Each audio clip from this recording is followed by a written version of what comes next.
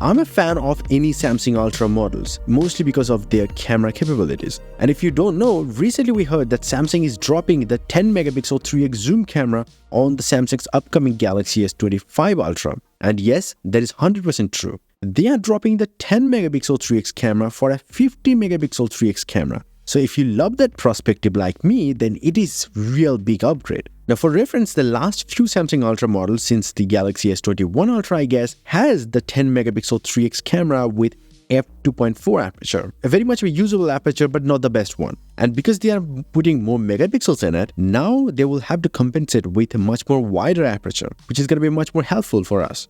The 50 megapixel 5x zoom camera with the same sensor crop technology will still remain unchanged, but maybe it will have much better aperture than the f3.4 of the current Galaxy S24 Ultra.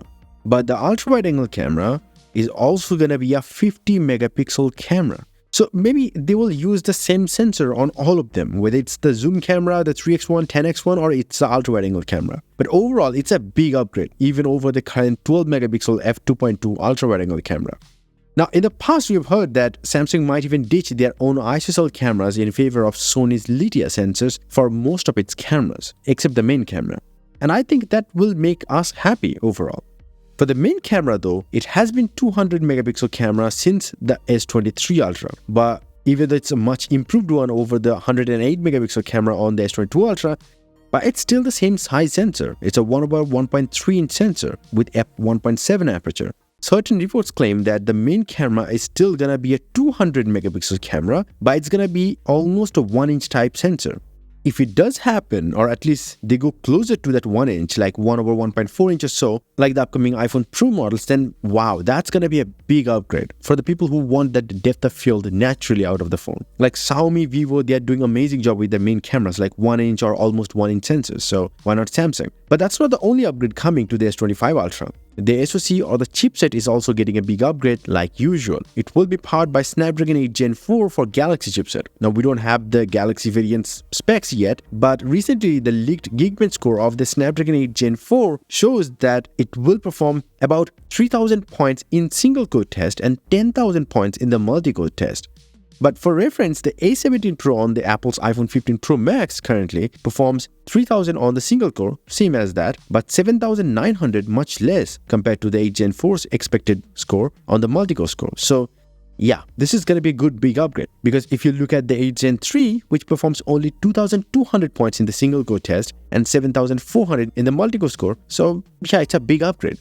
Now, in terms of CPU cores though, it will have a 2 Cortex X5 core running at 4.26 GHz and 6 performance cores, Cortex A730 cores, running at 2.8 GHz. And this is like literally unheard of, like 4.2 GHz, 26 GHz, that's crazy on a smartphone-like device. But this is a totally different core cluster too, compared to the last generation flagship chip from Snapdragon. Like it has too much of the performance cores or powerful cores, but there is no efficiency cores. Have you looked at that? So maybe the performance cores are that much efficient to begin with. It will also be made by TSMC using their own 3nm process node. So maybe that's why they're betting on the efficiency factor of this chip.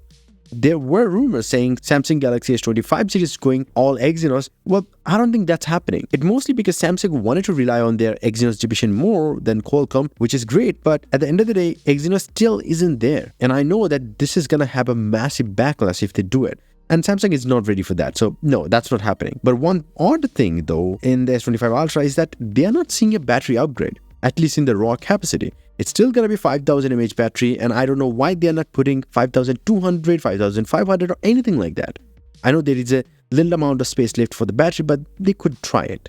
We're hearing that they're going to give 10% more battery life compared to the current model, which is already performing really great. So it's a great upgrade, but that's all thanks to the AI again. But then you might be thinking, does it have any difference in the display department?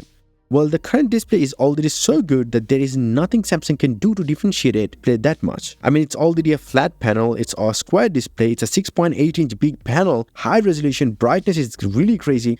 What else you want? And they provided some graininess as well. But the brightness might go up and it will be much more efficient panel comparatively, but the exact numbers are still unknown. So we will have to wait for that. I mean, there's still a lot of time, but the screen size of the smaller model might change. For example, the S24 base model will jump from 6.2 inches to 6.36 inches. The change also could mean the bezels are also going to be even more thinner, but also the phone's dimension will change slightly. But yeah, the change is coming. But one thing that is coming is massive redesign. Like, the overall phone design will change for the whole series. The current design of the Galaxy S22 Ultra is almost everywhere. If you look at the lower-end A35 or A55, or you look at the S24 Ultra, all of them have the same design taken from the Galaxy S22 Ultra. Doesn't mean it's bad, but we need a new design now. And we know that Samsung is coming up with a new design, and according to many reports though, and we still don't have any leaks regarding that exact changes in the design. Hopefully we're soon gonna get some CAD renders, and I will definitely update you guys about that. You let me know about your thoughts in the comment section below. What kind of design you are expecting on the next Galaxy S25 Ultra. And yes, if you want, you can get some crazy cool wallpapers up on my website, a link down below. Until the next one, bye and take care.